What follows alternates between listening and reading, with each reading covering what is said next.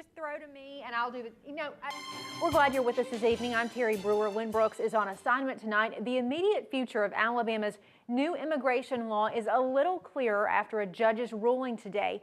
What stands and what is still on hold begins our top story tonight at 5 o'clock. According to Judge Sharon Blackburn's ruling, here is what stands. The part of the law that requires immigration status checks of public school students, also provisions that allow police to hold suspected illegal immigrants without bond, and that make it a felony for an illegal immigrant to do business with the state. Now, Judge Blackburn's order temporarily blocks other parts of the law until she can issue a final ruling.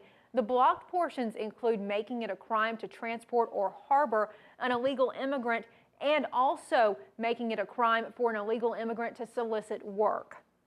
Now, after the judge's ruling, Governor Robert Bentley, who pushed the immigration legislation, said he plans to appeal the ruling.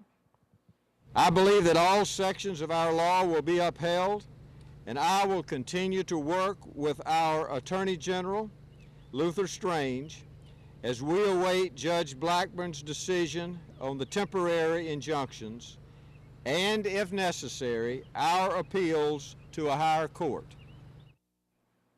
Now, Bentley says the law wouldn't have been necessary if the federal government was doing its job on illegal immigration. The U.S. Justice Department says the law steps on the federal government's duty to enforce immigration law. Also opposing the law is a group of University of Alabama students who got together to rally against the law today. The students gathered around the university's Ferguson Center, and they held signs and handed out information on the law. Students say they do not support the law for various reasons like racial profiling and loopholes for domestic jobs. A UA senior says as much as lawmakers say the bill is going to help Alabama's financial situation, he believes it will only hurt the state. Undocumented immigrants pay sales tax, they pay income tax on their payroll, their rent helps pay their landlord's property tax, so they definitely pay into things that they don't take out of. They're not eligible for Medicare, they're not eligible for food stamps, they're not eligible for welfare. White man. Since the passage of the law, there have been various rallies around the state. Students say there was a similar rally held today at the University of Alabama at Birmingham. A handful of students stopped by the rally at UA to voice their opinions against the protesters. Now to downtown Tuscaloosa. The Tuscaloosa City Council is partnering with Kimmons Wilson Companies to build a luxury hotel in the heart of the city. The hotel will be built in the old City Fest parking lot downtown. The decision came Tuesday night, and city leaders are optimistic about the economic benefit the new hotel will bring to Tuscaloosa.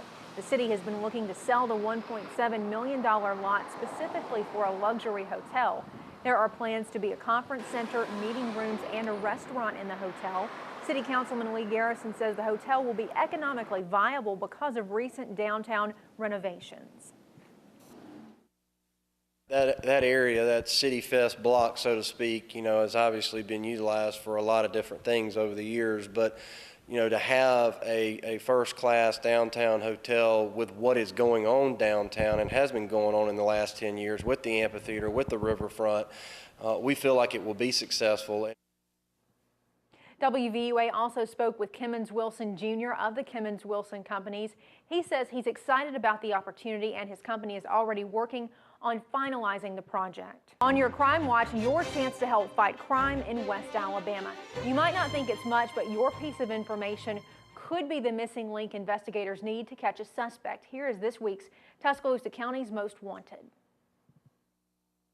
Hello, my name is Ted Sexton, the Sheriff of Tuscaloosa County. Thanks to your help, we have 3 captures in this week's Tuscaloosa County Most Wanted. Cynthia Starling was arrested on the charge of theft of property in the first degree and other charges. Evelyn Coleman was arrested on the charge of robbery in the second degree. And Christopher Michael Leonard was arrested on the charge of theft of property in the first degree.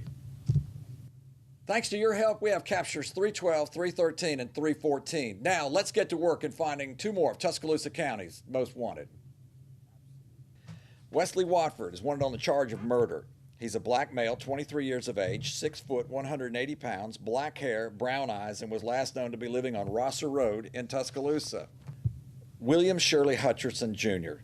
He's one on the charge of sexual abuse of a child, attempted sodomy in the first degree, and sodomy in the first degree. He's a white male, 55 years of age, 5'11", 195 pounds, black hair, brown eyes, and was last known to be living on Simmons Drive in Coker, Alabama. If you have any information on these two, as well as others wanted by the Tuscaloosa County Sheriff's Office, please call us at 205-464-8672 or go to our website at www.tcsoal.org.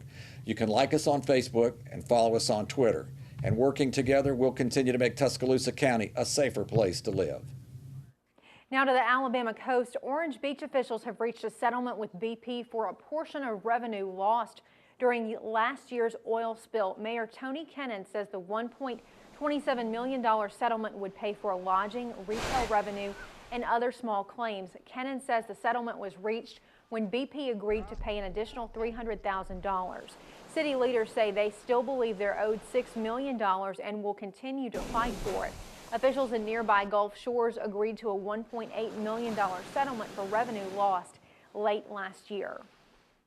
Now to the latest on storm recovery in West Alabama. The April 27th tornado didn't just affect humans. The tornado damaged the Tuscaloosa Canine Academy in Berry, which brings in rescued animals and trains them for everything from basic obedience to service and police dogs to search and rescue cadaver dogs. Tuscaloosa Canine Academy owner Heather Red Litz and workers had just minutes to respond to the tornado on the 27th, refusing to abandon the countless dogs that called the place home. They hid in ditches on the property. Tuscaloosa Canine has more than 20 dogs and puppies available for adoption, and many of them were left homeless by the storm.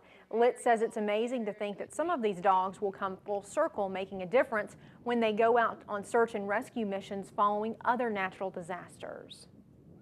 The only thing we know is the Lord left us here for a reason, and that reason has to be to keep doing what we're doing. And a lot of our dogs that are rescues that we rescued, pulled off the streets from dire straits, some of them rescues from the tornado, are going to be in training and then placed or donated to do search and rescue or police work. So for us, it's kind of neat that these dogs actually have been through something like what they're going to be able to help other people through in the future.